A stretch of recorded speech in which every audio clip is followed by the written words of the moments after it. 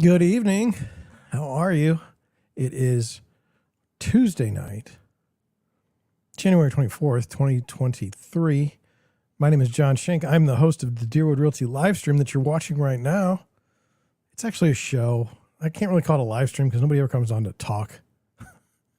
It's kind of sad.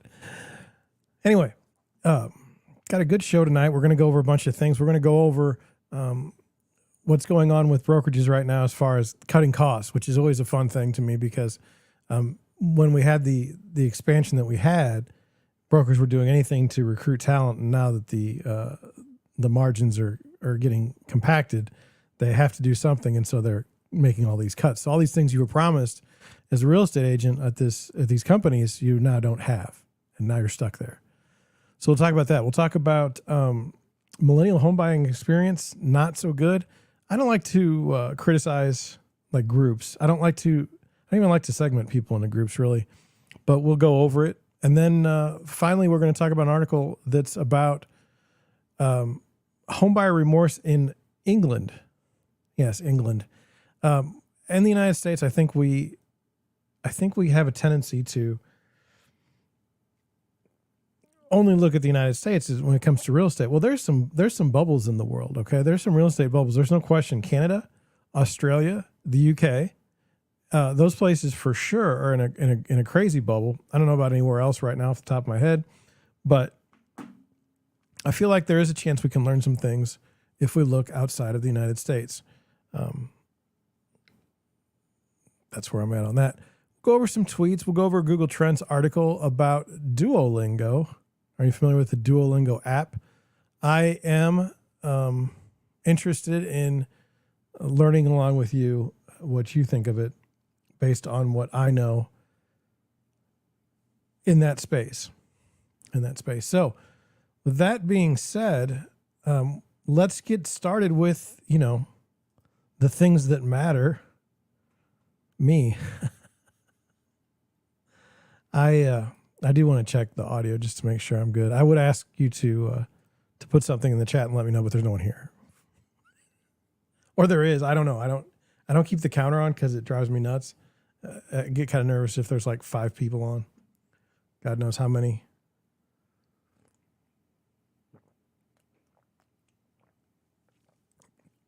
God only knows how I would do it if there were way more people, but it is what it is. So let's get into my situation as of right now. Woke up this morning and about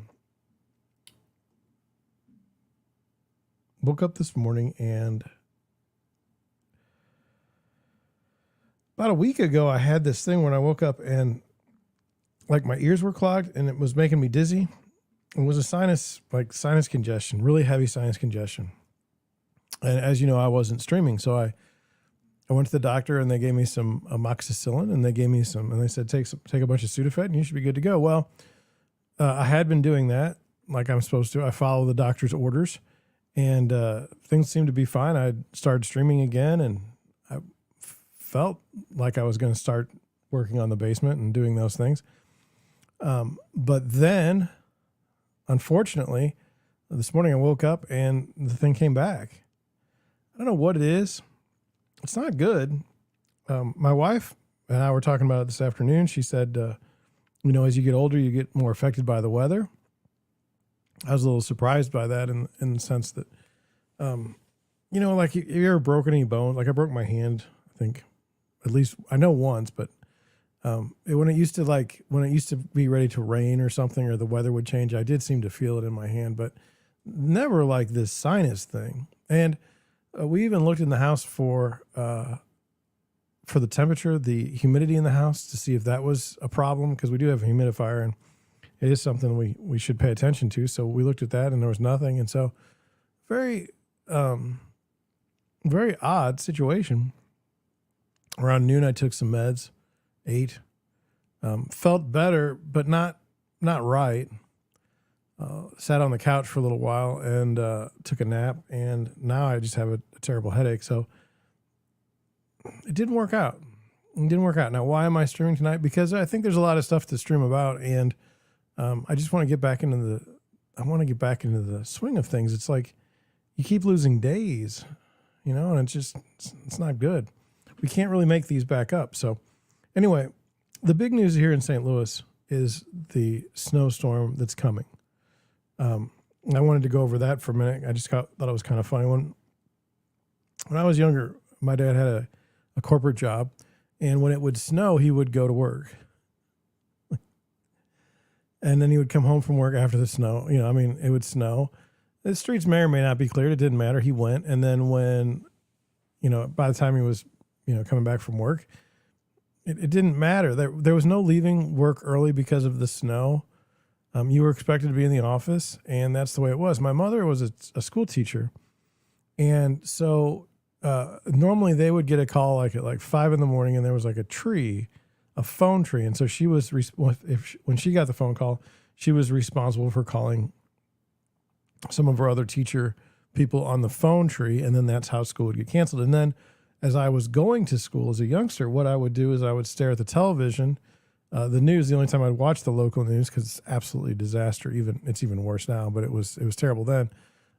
You'd watch on the bottom of the screen, and your school would come across the bottom. And what was amazing is some of the schools that the topography of St. Louis is such that Jefferson County has more hills. It's just a more hilly place. So they typically would call their schools a little earlier. Also schools that had didn't have a bus service, they would cancel their schools earlier. And so you'd look on the screen. And so I went to Afton High School, or Afton School District. So it was with an A. And so it was alphabetical. So it could be, you could get all the way to the W's without our name being put on the screen.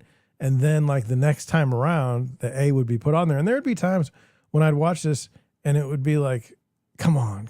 And it never worked. Just for the record, there was never a time when I was studying for a test and didn't want to take it the next day, where there was an assignment due that I didn't have done. I never got lucky in that sense. I never got lucky to where I wasn't going to get, where I was going to get a benefit from the not having school. Today is different. It hasn't snowed here. There's been no snow. It's not supposed to be here till 2 a.m. School has already been canceled for the kids. Okay. And it was not canceled on the television screen. It was canceled. We got a text, and then we got a phone call, an automated phone call. So now understand, in 1990, that wouldn't have happened here. It may have happened in bigger school districts across the country, but we just didn't have that. We did not have that. And I don't know if it's for the best, but we've changed the approach that we have for work. We've kind of changed the approach we have for our lives. It doesn't seem like people are beholden to their jobs anymore. I don't think that's a good thing. I think there's a romance of being able to go to work and doing your job every day and coming home and knowing you did a good job at work. And if it rains, you go to work. If it snows, you go to work. If you're having children, you go to work. I mean, if there's a death in the family, you go to work. It's impressive. Okay. It doesn't happen now. Now, I'm not saying that I'm not saying things were better in that sense, but I know that when I was trying to choose a career, choose a path of living, working every day for the same hours and driving I can remember crying when I got out of college, and I had a job, and it was 30 to 40 minutes away from my house, down 270 and 40, which are two massive highways here in St. Louis. And I can remember sitting in the car driving to work and just say, this is miserable. This is the worst. This is not human. I don't want to be. And you'd just be bumper to bumper the whole way. And then when you got off work, you could do the same thing. And I was like, you know what? I'm not doing this. I'm not doing this. Do I have respect for the people that do? Absolutely. But it just wasn't for me. It wasn't going to happen. I'm not built that way. And I'll tell you, I question even now. I'm 45 years old. I question right now, who am I? What what am I about? Like, we're talking yesterday, there was some stuff about creatives, am I a creative?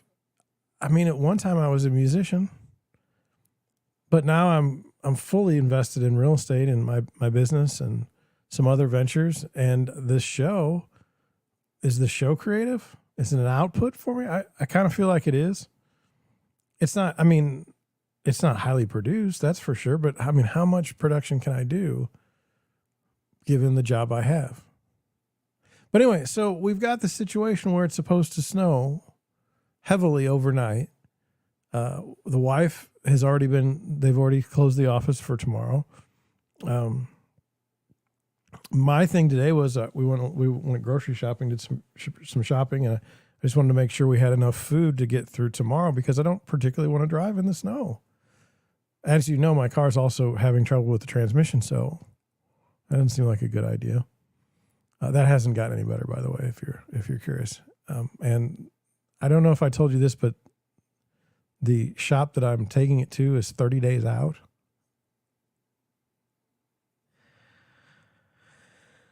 $220 is the day I take it, February 20th. Anyway,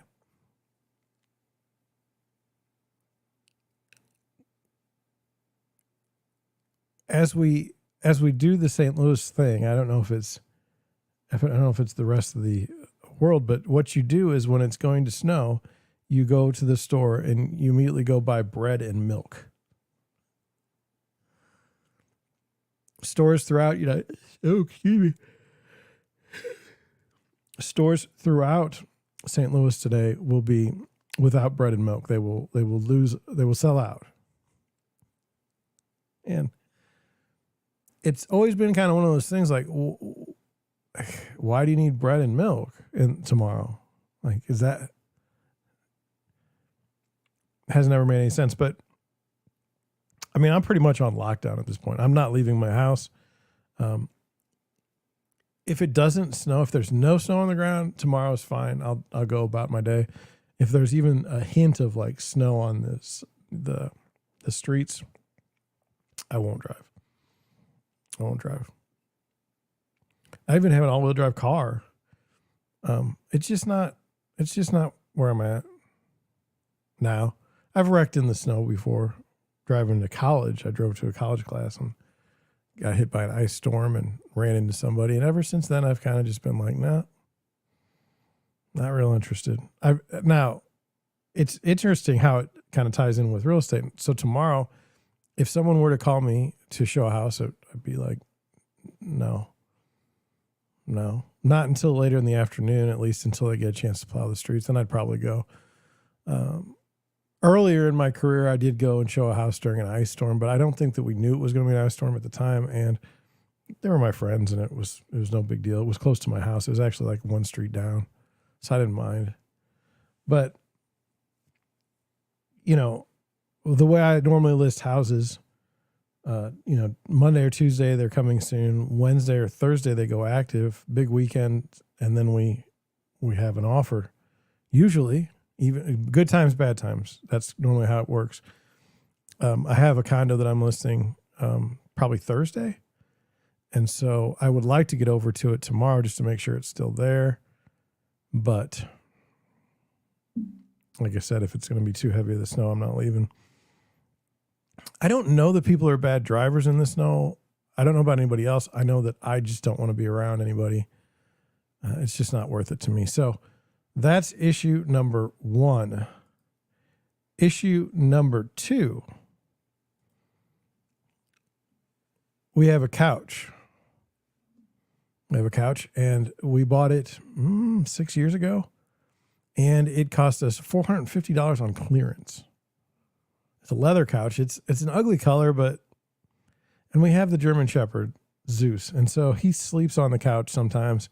He's on the couch a lot. But it's our main couch. It has started to come apart. Okay. But it's a very comfortable couch. I don't mind it. And so I was talking, or my wife was telling me that it's time to get a new couch. And I said, I will not get a new couch. I will get this one reupholstered.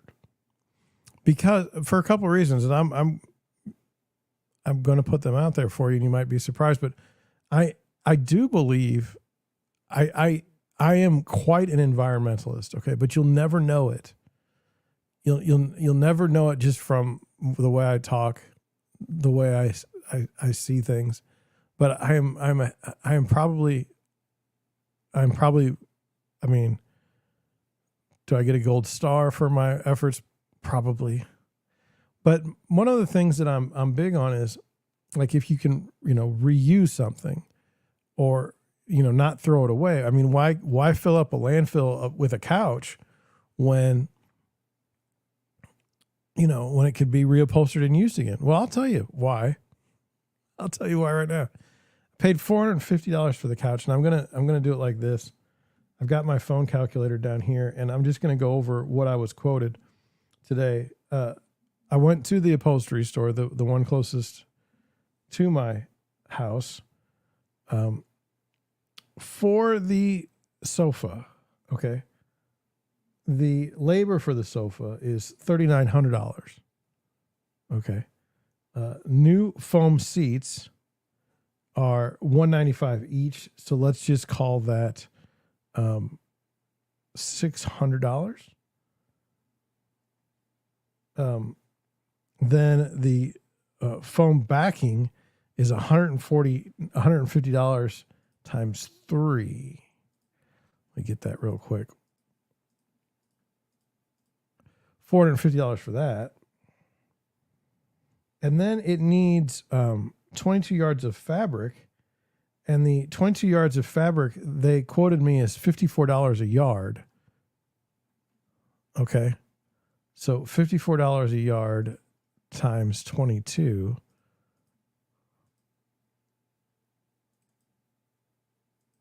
That's $1,188.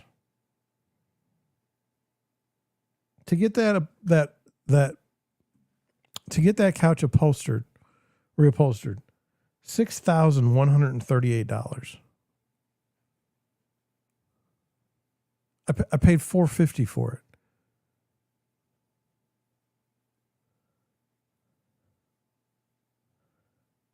Like, what am I going to do? I mean, you may think, oh, you're a real estate broker, you make all this money, you can afford it. No, I can't. I am going to be forced to throw away a couch that I like and I don't want to get rid of because someone wants to charge me, what did I say, $6,000?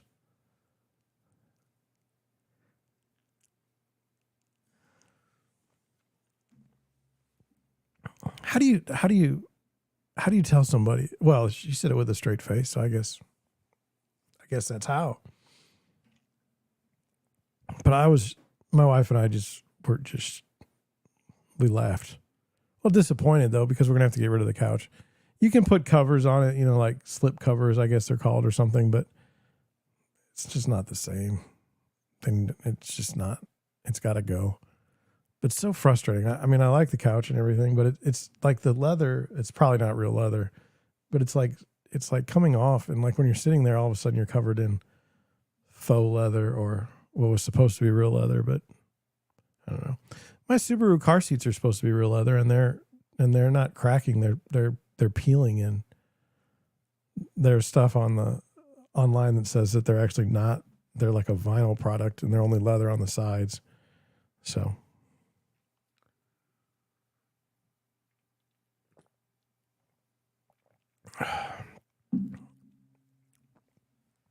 that's it. I'm not getting a new couch.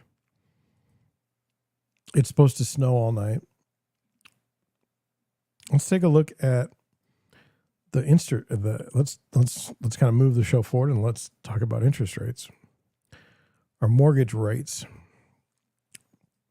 Current mortgage rate today, we're at DeerwoodRealtySTL.com, where you can search for homes in St. Louis, Missouri, St. Charles, Missouri, Jefferson County, St. Louis City. You can look. I don't have any pop-ups or anything set up, so just enjoy yourself. Get at it. 30-year fixed is up to 6.21%, up 1 basis point from 6.20% yesterday. Not much higher than, 1 basis point isn't anything to get upset about. I would like to have like some stability, like kind of be range bound, it would be nice. There have been some huge shocks to the market, and I think it's kind of weird.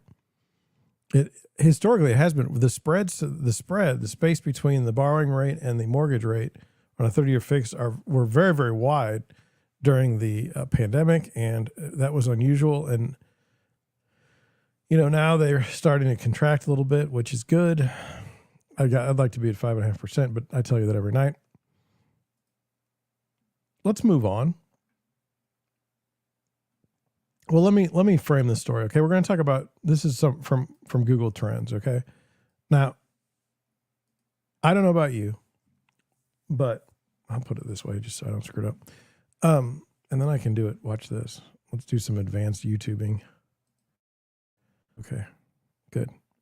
So, just for all of you that may not know, my wife speaks a different language.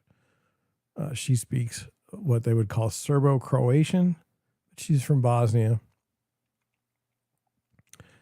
And I've always wanted to learn the language as long as I've been together 10 years. Within the first 2 years, I was trying to learn the language. And the first thing I bought was this CDs, and it would teach you how to just speak. It's called the Pimsleur method. And I think that CDs at the time were like 600, or I think they were like $250, $260 when I was buying that. And it helped. But what happened is kind of, how do I put this? The fall of Yugoslavia caused some of the languages, some of the words aren't the same. Basically some of the words aren't the same. So Croatia's got its own words. Slovenia's got its own words. And I suspect Serbia has their own words. And even within Bosnia, depending on where you're from, you speak differently. It's not so much as a dialect, it's the words you use. But for me, I wanted to learn Croatian because I don't want to get into why, but you'd know it if you were in this space. The reason stated, and that will be the case, is that the only way I can learn language, the only software I can use is something from a company called Mondley, and they teach Croatian. So I'm basically learning Croatian. Now, I have not learned Croatian. In fact, I thought I was doing very, very well in Croatian. And then when I went to Bosnia, to my wife's parents' home, by the time I got there, by the time I landed in Zagreb, I didn't land in Zagreb. By the time I landed in Slovenia, within about 10 minutes, I was like, oh my God, I don't know any of this language and I'm scared. And I pretty much stopped talking at that point, or stopped even thinking I knew the language. And I just kept my mouth shut unless somebody said something to me. And then I would say that I'm doing well in that language. And it wasn't good. It wasn't good. But I thought I had done better. And Mondley is a language program where you it's like games. Like you play these games and then you get better, and then you challenge you've got points, and so the more points you get, the better off you are, and in the rankings, and then you can be the best person ever. And then I was that person for a while in the game, but I just got kind of tired of it. And oddly enough, Duolingo does not have a Croatian program as of right now, 2023. But everyone says that's a good way to learn it. Now, I want to, that's where this article begins. So let me bring it up to you. It says Duolingo turned me into a monster. Now, this was on Google Trends as far as Duolingo. Now, I don't know why. There's one article about, so I don't know why people are searching so much. There's one article written about this particular case. There's another one that says, is Duolingo safe? And then there's a third one that says that there was a breach or security hack yesterday. But I don't know. I don't know, but this was relevant to me, and I thought we could go through it together because I want to. And by the way, just I can tell you right now, given what time it is and given the way I want to do things, we're not going to have a full program as far as our articles. We're not going to make it to the end. I can tell you that right now, and I apologize, but let's get to it. So it says Duolingo transformed me into a monster. It's this commentary that green owl is haunting me. Now, I think that's interesting because with the Mondley thing, every morning I'd wake up and I'd want to have more points than anyone else. And I'd look for ways to cheat and get more points. Now, understand, I grew up in the age of like video games, like the original video games where you would try to score points. So the more points you would have, the better off you would be. It's not that way now. It's more like kind of experience-based, like, you win the game by, you don't really have a score. Okay, this is a story about a lot of things. It's about Duolingo. That's obvious. That's in the headline, but it's actually a story about how doing the wrong things for the wrong reasons. Now, see, that caught my eye. It says, but it's also a story about how quickly gamification can transform one thing into another thing. And it's most certainly a story about how I'm a complete idiot, that I have no idea what I'm talking about or doing, and that no one should listen to my advice about anything ever. Now, look. This is how I feel. I can tell you this right now. I have had the Mondley app for more than 4 years. It's probably 6. And I am no better today than I was when I started. Now, I know a lot of words, but I'm not able to put those into a sentence, and I'm not able to do anything with it. It's very bad. It says, but let's start with the Duolingo part. At the end of October, I decided to start studying Spanish on Duolingo.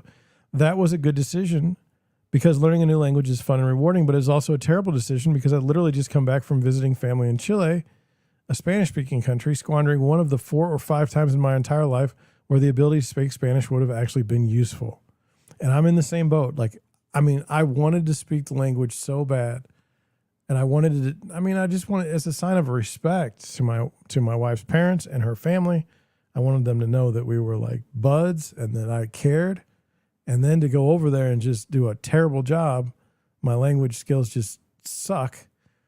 And they all, like, a lot of them knew English, which really made me upset because, it's not the primary language there. And so I just felt like, we have all kinds of friends that are Bosnian, and I would just like to speak with them. It's just so it would be easier for everything, but it didn't work out. It says, but the truth was I wanted to learn Spanish because while visiting family who had spent 10 months working in Chile, I'd become inspired and jealous of how quickly they'd acclimated. In that time, my sister-in-law went from knowing close to zero Spanish to handling every situation using a language she'd been learning on the fly. She got her start using Duolingo, so I thought, maybe I could do that. Now, look, I'll be honest with you. I have not come across many people that have learned English over to Croatian here in St. Louis. Like, I don't know many. Doesn't mean there aren't any, and I'm sure they're great and everything. I'm just saying I have not met many people. My wife knows one person that went from English to Bosnian pretty well, but that's the only one. But we don't get out much, I guess. We'll say that. But it's a very hard language to learn because my wife doesn't speak it all the time, only to family, only to friends. So like when we speak, it's always in English, unless I'm trying to learn. When we go out, people normally just speak to me in English because my Bosnian's so bad. They're like, why even bother? So anyway, it's hard. When I was over there, like I thought that because everyone around me was going to speak it, I would learn it faster. I didn't learn it faster. Although I will remember Schlieve forever because Anissa's dad was telling me about it. And I was like, the man, he said it so many times. If I didn't learn it, I would have been an idiot. So it was a decision tied to a productivity kick. Thanks to jet lag from the aforementioned overseas trip, I've been waking up super early around 5 or 6 a.m. It was good. I was getting lots of stuff done, not necessarily work stuff done, but exercise stuff, life stuff. So I made a little deal with myself for the first 30 minutes or so. As soon as I'd woke up, I'd dive into Duolingo. And I have actually been there on Mondley myself. I actually used to get up at 6 a.m. and the first thing I would do is spend 1 hour teaching myself or working through the lessons on Mondley. I mean, I've been where this guy is. As far as jet lag, not so much. I had 2 days where things were a little bit dicey. The second day when I was there and the second day back. But other than that, I'm a pretty heavy sleeper. I actually had a worse sleep last night than any of the times that I had jet lag. So Duolingo, an app designed to help people learn any of the 40 languages, is extremely popular. It was named Apple's best app of 2013. It said well over 50 million users. Duolingo, along with its patented green owl mascot, has penetrated popular culture to its core. Saturday Night Live even did a sketch on it back in 2019. I don't mean to be mean, but Saturday Night Live has not been relevant since maybe 2000. Multiple studies speak to its effectiveness as a learning tool. One found Duolingo was equally as effective as learning in the classroom, but not all studies agreed. Stephen Sacco, a retired language professor, spent 300 hours learning Swedish on Duolingo, but still managed to fail the final exam of an introductory university course. And I'll be honest with you, I feel like that's where I'm at. I feel like I could spend the rest of my life learning on Mondley and never get to where I need to get. But there's other ways to learn. Like Croatia, the government a university has a language program set up for you for free. The problem is I can't navigate it because it's always in Croatian. So like there's this one spot where you're supposed to put in, some of the letters have accents and different signals on the top.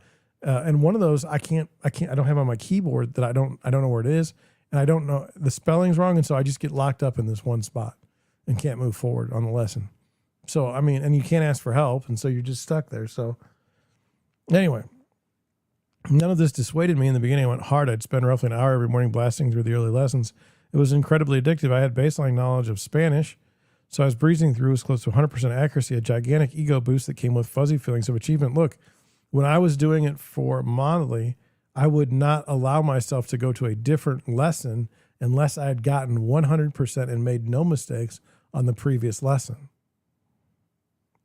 Those fuzzy feelings were reinforced by all the video game stuff Duolingo constantly fed me. Experience points and gems, regardless of what they did or what they meant, I gobbled them up like a deranged turkey. Duolingo was a machine designed to make me feel superficially productive. Yes, master, verily. Feed me that serotonin. Let me suck at the teat of this bizarre green owl. I shall become engorged. With its hollow, forbidden pleasures, I will bleed it dry.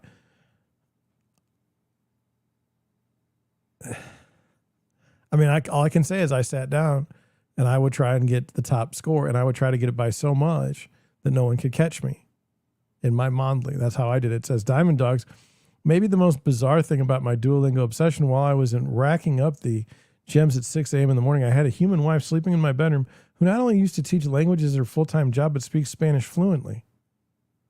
Instead of asking this full-grown real-life woman who lives in my house to help me learn Spanish, I sat hunched over my phone with the posture of an anxious chimp and acquired gems and experience points, or XP, at a frightening rate. I myself have a Bosnian wife who speaks Bosnian perfectly, and she learned English. Okay, so you'd think I would just say, hey, you learned English. Can I just learn English? Can I just learn Bosnian the way you learned English? She said she watched a lot of cartoons. We have the ability to watch cartoons here at the house in Bosnian. We don't do it. Because, again, I've got Mondley, and that's going to teach me. It's like I believe this. Isn't that crazy? Was it helping me learn Spanish? It's hard to tell. Eventually, learning Spanish ceased to be the point. I remember one of my friends who I was seeing for the first time since returning from Chile tried to speak Spanish to me. She, too, had been learning Spanish. I completely froze. This woman was not speaking the language of Duolingo. She was speaking the language of the real world with actual words, and I was woefully unequipped to respond. Yes. Yes, that's exactly true. That's exactly where I am. That's exactly where I am. Like, I just don't know. I just don't. And there's just stuff I can't do. But it barely mattered. I was barely ashamed of my incompetence by the time I'd become a gaunt, hollowed-out XP addict, solely sustained by endlessly accumulating pinball scores in Duolingo. Spanish was out. Winning was all that mattered, and I understand this too. Like it stops being part. Why worry about the language when you can just get points? Okay. I was especially entranced by Duolingo's league system. Duolingo allows its users to compete with one another in a series of leagues similar to the ones you might find in video games like Overwatch or DOTA. You start out in bronze, but if you gather enough XP, you can gain promotion to higher and more competitive leagues. There are 10 in total, of which they sound like they're named after Pokemon games. Sapphire, Ruby, Emerald, Pearl, and so on and so forth. The Big Papa Top League is the Diamond League. That's where the league boys play. But even getting that point is challenging. These leagues are tough, and some participants clearly have bugger all else to do but toil in the Duolingo XP mines. I discovered little bizarre techniques just so I could compete. I'd rattle through lessons quickly, earn a 15-minute double XP boost, then maximize that time by rattling through the easy story lessons for 80 times a pop. And I would do the same things. They would have these weekly and monthly things on Mondley. So if you would just go back and do the weekly, you would get so many points. And then if you would do a monthly, you would get even more. So the goal would be to do the monthly ones because you would get the most. So if you did like 3 monthly ones, you could really put it to the rest of the players. Again, this is, I mean, like at some point you're not learning Bosnian. He's not learning Spanish. It says, if that sounds like gobbledygook to you, congrats on being an actualized human being. I, by contrast, was getting my kicks from obliterating innocent men, women, and children on Duolingo leaderboards. I became the most toxic scumbag alive. If Duolingo sent me a message saying I'd been knocked off my top spot, I'd return like an idiot, scorn and go nuclear on anyone who dared challenge my Duolingo supremacy. I wouldn't leave until the entire Sapphire League had been reduced to ash.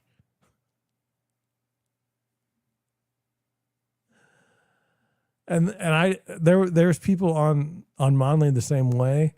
One time I was like way up there, and then it was just too much time. I don't have that kind of time. So it says lifting the curse, but then one day I just quit. I had a good reason. It was around Christmas. My Scottish family, who I hadn't seen in over 4 years thanks to COVID, flew to Sydney, Australia to visit me for the holidays. We had so much planned to the point where I barely had time to check my phone. That's when Duolingo got a little bit weird. Duolingo, like a spurned lover, Duolingo began messaging me incessantly via a series of increasingly aggressive notifications begging for my return. I watched in horror as a mobile phone app went through the stages of grief in its attempt to get me back. Like a needy partner who calls you 10 minutes after a text, Duolingo began sending me emails when I didn't respond to the notifications. It was brutal onslaught that only served to highlight how twisted my Duolingo obsession once was. Now, Mondley does not send me emails ever. I've never had that issue. After essentially ghosting Duolingo for about 3 weeks, I got a hilariously dark note. These reminders don't seem to be working. We'll stop sending them for now. And of course, the next day, Duolingo sent me another notification and email. I never returned. The curse has been lifted. The seduction techniques Duolingo once wielded to great effect. The XP, the gems, the leaks no longer have a hold on me. My streak is dead. I'm free. By the way, I just on emails, blindster.com.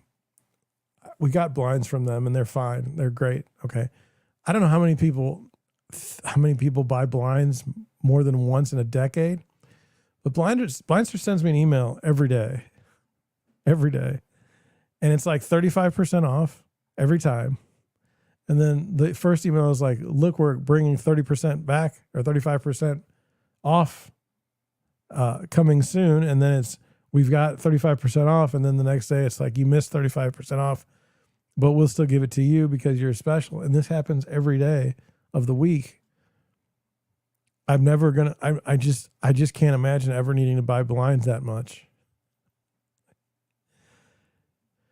All that's left, decaying. For now, my days of being gaslit by a freaky green digital owl are blissfully over. All that's left, the decaying tendrils of the methods used to ensnare me. My inner monologue trying to make sense of it all. As someone numb to the effects of gamification, I'm surprised it works so effectively. If this was Call of Duty or FIFA, the endless spiral of numbers pinging upward would have little effect on me. But on Duolingo, an app designed to teach me something tangentially related to self-improvement, the lure was impossible to resist. I get that.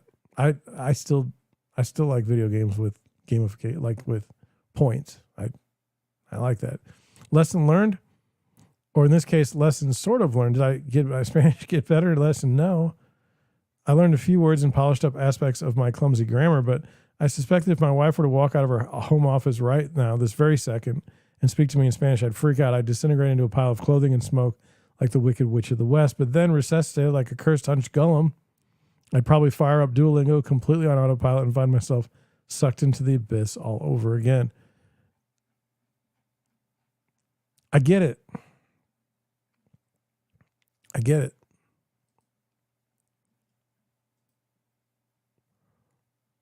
I don't like, in a larger sense, children today grow up and they're like, how did you live without computers? Well, it wasn't hard. There weren't any. So you didn't worry about it. Like, how did you live without a cell phone? We lived just fine. Okay. How did you learn language before language learning apps? Well, I think Benjamin Franklin knew like 3 languages or more. I just think that it's somehow I'm just not good at it.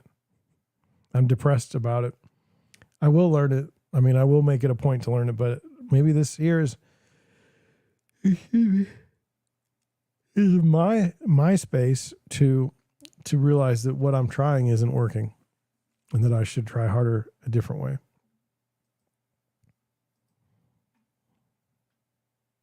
By the way, originally I have two language books somewhere in my vast mess, two college level textbooks of learning the language. And they were so dense, like just thick, that I was like, nope, I'm going to use an app. It's going to be easier and more fun. And, maybe I have to pull those out. Getting to the tweets tonight. What's our first tweet? It says, compelling data. Now, this is wrong based on this, so let me open this. Okay. Nationwide, the small detached house has all but vanished from new construction. Only about 8% of new single-family homes today are 1,400 square feet or less. In the 1940s, according to CoreLogic, nearly 70% of new houses were that small. It says compelling data in the 1940s, over 70% of Americans had lots 1,400 square feet or smaller. Today, it's 7%. No, it's a bit of a mistake here. The house was 1,400 square feet or smaller. I bet tons of people would love a small lot and home. Tiny lots exist today in old plats. Years ago at ATX, I'm going with the Texas Council ruled disaggregating back to city size, tiny size is illegal. Would you live on 1,400 square feet? I would not live on 1,400 square feet lot. I would live in a 1,400 square foot home. My home right now is 1,484 square feet, and it's fine. With a basement, it's fine. I would like to have a 2-car garage. That would have been great. It just didn't happen that way. But we can't always get what we want, right? Moving on. I thought this was interesting. It says, this is from CH. It says, if the good Lord himself came down from on high with trumpets and rays through the clouds and handed off a tablet divinely etched explaining why housing is effed, the real estate world would yawn. Says he's always bearish and suggests the answer to whatever the question is to build more. And I'll tell you, that's the way I feel. I don't want to be the bearer of bad news, okay? I don't. And I don't want to be a perma bear. But my gosh, the house prices are unsustainable. Like this cannot continue. And yet, here we are. There has to be some measure of wages versus home prices. Like your median wage has to at some point line up with median wage. They have to come together. And they don't, and it's weird. Markets in Mayhem have 2. This is changes in U.S. home prices over the last 31 and a half years. Let's just open that. That's from January 1991. Just to give you my age, I'm older than that. I was born in 1977. I graduated high school in 1995. I graduated college in 2000, the first time. I can't show you the top one. I think it's Austin. I can't show you the top couple because I've got a little thing over my screen.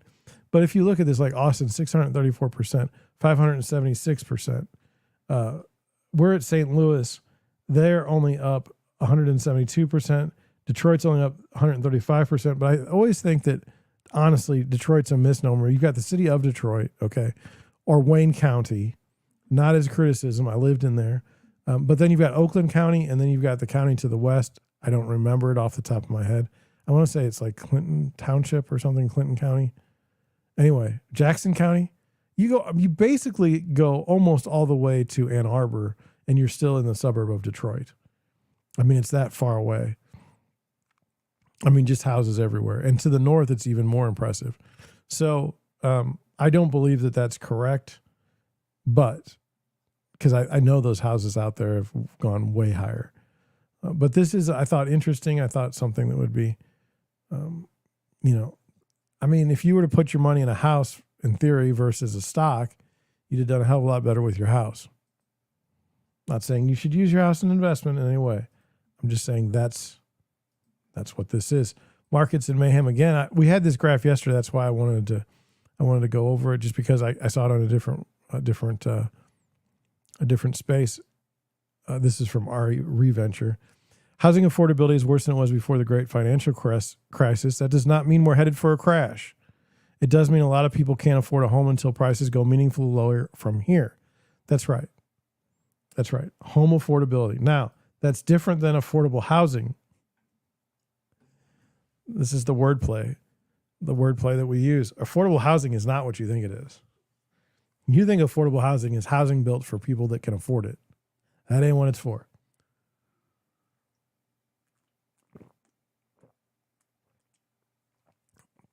Affordable housing is where you pay a developer a bunch of money to develop houses for clients or customers that are the poorest of the poor that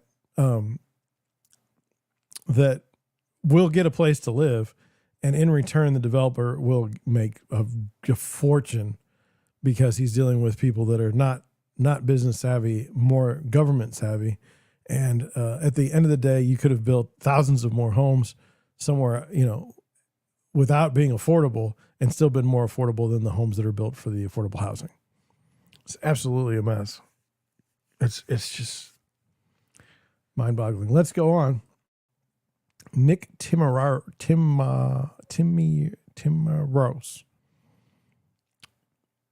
He's at the Wall Street Journal. He's an economist. He's written some things. I say he's credible. It says economists at Goldman Sachs forecast that the U.S. is past the peak, the worst of the drag from the housing downturn, but still sees negative wealth effects that will lead housing on net to subtract from U.S. economic output for the next 2 years. So what they're saying is everything that caused housing, everything that housing did for the economy is a portion of the economy, okay? Everything that was a huge economic benefit for other industries, okay? And what it's saying now is that that's not going to be as severe. That's not going to be as high. So one of the things, I would say that maybe lumber at one point in time was, the prices of lumber were going up because of housing demand. In some ways, I'm not saying 100% of the way. There's talk of lumber mills and weird stuff like that. But anyway, then he goes on to say Goldman Sachs economists project a 2.6 Q4 decline. That's year over year. Quarter over quarter, if you want to say it that way, that's fine. In home prices this year, or a 6% peak to trough decline nationally. And I think that's important. You want to stay with the national one, because it says our bottom up metro level model suggests some downside risk to this number. West Coast and Southwest markets could see peak to trough declines of 15 to 20%. But look, they're not. I mean, St. Louis is up. Oh, man.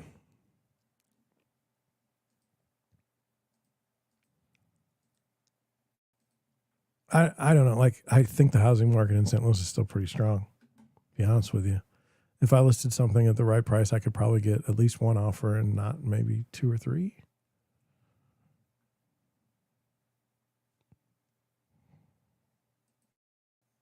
Jeff Feldman. I thought this was interesting. It's a little bit outside of what I do normally. It says and I didn't like it, so I'm sorry. Here you go. The entire real estate industry rests upon one trait, the sense of urgency by someone involved in each transaction. There's always someone moving the transaction forward. Nothing in our industry just happens, mostly because people are busy. There requires and energy pushing every single aspect of a deal forward, and it comes from at least one person. Strive to be that person. Well, I will tell you that I believe that is true. And I'll put it to you like this. I had a deal recently collapse. Okay.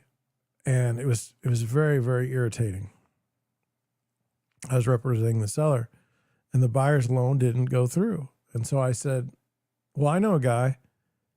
Well, so it didn't go through. And so I said, I know a guy that offers, the reason why you were getting financing from this place. He does the same thing. Go through him and you can get the deal done and we can be done with this. Well, I don't know if that's going to happen, but it was me putting my foot out there and saying, look, I mean, you have to, let's get this deal done. I mean, the pieces are all in place. Let's get it done. And then similarly, I know this house is coming up for sale, or this condo that I have ready to list is coming up this weekend, at least Thursday. So I've already been contacting people that showed interest in condos similar. I say, look, this one's coming up. It seems like it would fit what you've been looking for. Give me a call. Let me know if you want to come see it. These are things that you should do. These pushing the sales process forward.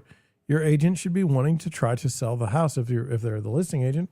And if you're a buyer's agent, it's a tough time. It's always a tough time. You need to read what your clients are wanting. I have some folks that are, I can tell when they're going to buy a house because they're always looking, like we're out actively shopping. And then I have many buyers that aren't there right now. And when they do get there, you'll know because they'll start looking all the time. I do think that it's not pushing people. Okay. It's being in the space in a timely manner. Lance Lambert follows Deerwood Realty on Twitter. And here as proof, follows you. This is interesting. It says Costar is interested in acquiring News Corp stake in Realtor.com. Did you know that the realtors don't know Realtor.com, the National Association of Realtors? Yeah, crazy, eh? That's according to the New York Times. The Costar Group, a provider of data. Now, Costar is a very big national commercial real estate listing portal, basically. To the commercial real estate. Recently informed News Corp that it was interested in acquiring the company's stake in the digital real estate business Move at a valuation of more than $3 billion. The people said after the talks with Costar got serious, News Corp and Fox decided to put the merger talks on pause to await the outcome of negotiations with Costar. A spokesman for Costar said the company continually evaluated opportunities for mergers and acquisitions, declined to comment on potential discussions with News Corp. Now, look, I'll be honest with you. Even though Realtor.com is not owned by realtors, at least not 100%. I don't even know if we have a controlling share. Even though that's the case, I think Zillow, people think Zillow in that space more than they do Realtor.com. I think Realtor.com second, and I think everything else is just behind. When you're looking at a house, you're looking at Zillow. Zillow is like fake looking at houses. Zillow is fake selling houses in the sense that what you see, there's a whole lot more to it contextually that you'll never see on Zillow. And Zillow is in many ways rewarded for not showing all those things because they're producing a vision, an aspirational purchase versus a real purchase. Realtor.com is fine for the user, the user experience, but it's just not Zillow. They both offer leads to agents that want to pay, and that's great. I'm not one of those people that's interested in that. So anyway, that's that. I'm concerned more that Zillow owns showing time, which is what we used to schedule showings as agents. And if you control our ability to access properties, you kind of control us.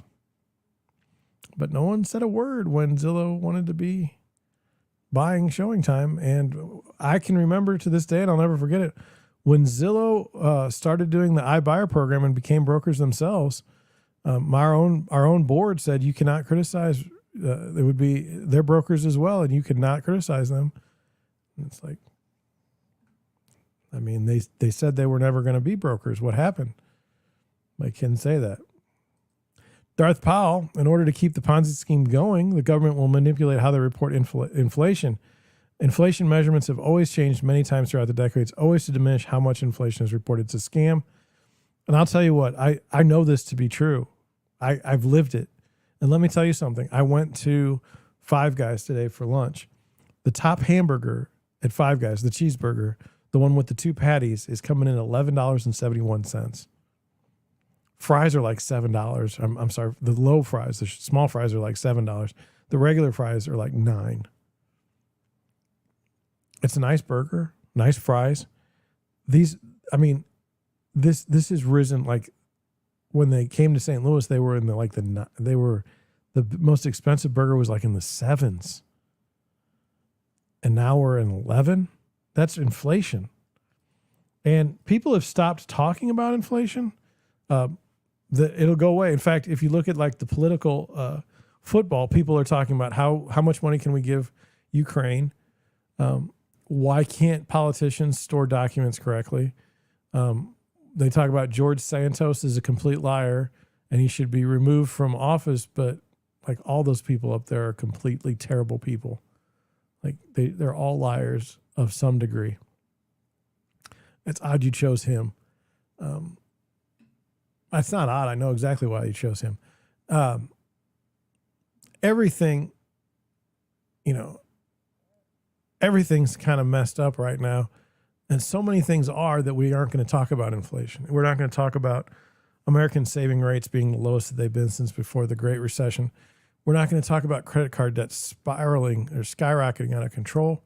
We're going to pretend that stuff's not happening and then be surprised when it blows everything up. I guess. The used car market, the auto financing is starting to get a little dicey. Maybe somebody will pay attention there and say, this isn't good.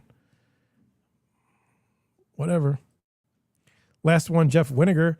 I'm going with that. The mortgage payments of $2,262 in January, up from what, $1,300 in 2020. This is clearly unsustainable. Either yields come down considerably or house prices come down. Regular middle-class people don't have $2,262 to toss around like this. Unsustainable, unviable. Absolutely. Just this week, I've been hit with what will be a huge car bill payment.